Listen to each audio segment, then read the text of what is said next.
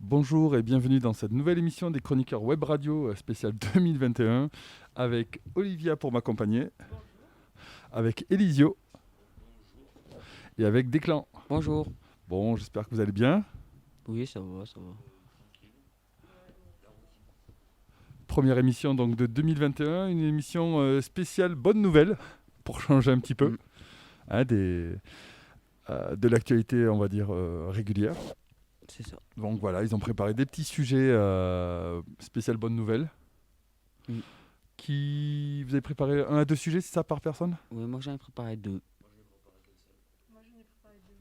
Ok. Qui veut commencer à parler de son petit sujet? Moi je veux bien. Allez, vas-y, ça va être sur quoi alors? Alors, mon premier sujet sera sur l'extrême pauvreté est en chute libre. Alors, en 2020, la pauvreté a baissé, contrairement à ce que l'on pense. Avant, l'extrême pauvreté était de 1,90 $ par jour aux États-Unis. Et maintenant, bah, elle a vraiment baissé. Donc, de 1990 à 2015, l'extrême pauvreté est passée de 36% à 10% dans le monde. Puis plus récemment, elle est tombée à 8,6%. Ainsi, ce sont 137 000 personnes qui échappent chaque jour à l'extrême pauvreté. Donc c'est vraiment un point positif pour, euh, pour vraiment l'ensemble de la planète. Voilà. Bon, au moins une bonne nouvelle par rapport à l'extrême pauvreté. Voilà. En espérant que ça continue. Mm. Très bien. Et Elisio, peut-être tu veux nous parler de quelque chose? Alors, c'est que là, c'est vraiment sur les États-Unis. La France, bon, bah, c'est plus compliqué. Mais sinon, c'est à peu près partout dans le monde. Mais tout dépend des endroits. Ça peut être plus que d'autres. Voilà. Pour la prochaine fois, tu nous donneras donc ta sur la France. Voilà.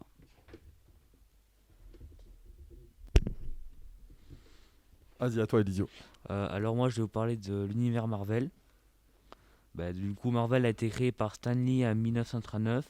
Il y a toutes sortes de personnages comme Spider-Man ou le Bouffon Vert pour les plus connus, ou Killmonger ou Havok pour les moins connus. Quels sont les prochains films qui vont sortir en 2019?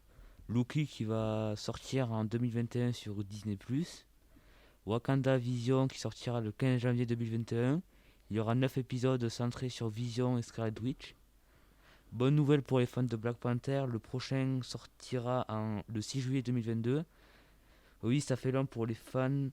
Oui, ça fait long. Pour les fans des Gardiens de la Galaxie, il sortira en 2023. Il y aura beaucoup d'autres films qui vont paraître comme Spider-Man 3, Ant-Man et la Guêpe qui paraîtront après 2022. Il y aura d'autres nouvelles séries comme Eternal qui sortira le 3 novembre 2021 ou Shang-Chi qui sortira le 7 juillet. Voilà. C'est vrai qu'avec la crise sanitaire, il y a pas mal de films qui sont pas sortis, Mm. qui ont été reportés. Ouais. Et là, on risque de se retrouver avec une avalanche de films dès que les cinémas vont ouvrir, Ouais. où il y aura pléthore de nouveaux films à voir. Mm. Ouais. Ça vous manque quoi, un petit peu le cinéma? Oui, bon, moi beaucoup en tout Ouais. cas. Ouais. Mm. Ouais, c'est quelque chose qui. Bon, après, on peut se dire que voilà, dès que ça ira mieux, il y aura plein de films à aller voir au cinéma. C'est vrai. Ouais. Très bien. À toi, Olivia. Alors moi, je vais vous parler Ouais, ouais, vas-y. des animaux, de certains animaux qui ont été sauvés, entre guillemets. Donc par exemple, le pangolin, qui était longtemps considéré comme le créateur, on va dire, de la pandémie du Covid-19. Donc en Asie, il a été retiré de la pharmacopée de la médecine traditionnelle chinoise. Et en Inde, il y a un État qui a également lancé un plan de sauvegarde pour 50 de cet animal. Mais en France aussi, il y a eu de bonnes nouvelles donc, pour les animaux. Le bouquetin a fait son retour dans nos montagnes, dans les Pyrénées. Ce sont près de 70 cabris qui ont été recensés en 2020. Ah, bah, ça, c'est pas mal. Ouais. Donc voilà, la biodiversité, la faune et la flore qui a peut-être repris un petit peu du poil de la bête dans certains endroits de la planète. Grâce au confinement. Voilà. Voilà. Et aussi au fait que je pense que la cause écologique quand même prend de plus en plus d'importance et on est tous un peu plus sensibilisés à ça, quoi. Mm. Quand on voit que 2020 a été l'année la plus chaude aussi, voilà. C'était compliqué. Ouais. Très Alors, bien. moi, je vais enchaîner sur mon deuxième sujet. Alors, Mhm. c'est sur la pollution cette fois-ci. Donc, grâce au confinement de l'année dernière et grâce aux restrictions, la pollution a diminué vraiment, mais de beaucoup. Donc la pollution, donc c'est l'effet de serre, a été réduit de manière drastique dans plusieurs régions du monde. Bon, il y avait plusieurs cartes sur l'Europe, mais je peux pas vous les montrer, mais vraiment ça a beaucoup baissé. Ce sont des résultats indirects, mais positifs de cette pandémie sans précédent. Pour être plus précis, nous avons une baisse absolue des émissions globales de carbone depuis fin 2020. Donc vers la fin 2020, ça a vraiment baissé. On a pu constater une large diminution, je peux dire ça, Mhm. de la pollution. Donc vraiment, c'est pas que là, je parle de l'Europe, mais c'est pas vraiment qu'en Europe, hein, c'est vraiment partout. On peut constater les pollutions les plus fréquentes dans les zones urbaines a diminué de 30 à 50%. Donc dans plusieurs villes chinoises surtout, parce que là-bas, il y a beaucoup de pollution, on peut le savoir. Mais vraiment là, grâce au Covid, on peut dire ça a vraiment baissé. Voilà. C'est vrai que la pollution aux particules fines a un vrai Mm. impact. Un vrai impact. Après, en Chine, ils ont les centrales au charbon aussi qui n'aident pas beaucoup pour Mm. l'écologie. Ouais. Donc on voit qu'indirectement, il peut y avoir des bonnes nouvelles quand on confine les gens, quoi. Ouais. Très bien. Tu as une petite estimation du nombre de gens qui ont pu être épargnés grâce à cette pollution? Non, j'ai pas ça, désolé. Bon, peut-être que ça, on le verra aussi Mm. plus tard sur la mortalité par rapport à ça. Mm. Elisio, est-ce que tu as... Non, moi j'ai pas de deuxième sujet. C'est J'en ai bon. fait qu'un seul. D'accord. Sur Marvel, avec les Gardiens de la Galaxie pour 2023, c'est ça, hein? Ouais. Oui, exact. Bon, ça fait encore 2 ans. Attends. Ouais, Super, attends. merci. À toi, Olivia. Alors moi, je vais vous parler de Netflix. Donc pendant le confinement, il y a beaucoup de personnes qui se sont mises à regarder des séries. Je ne sais pas si vous en faites partie.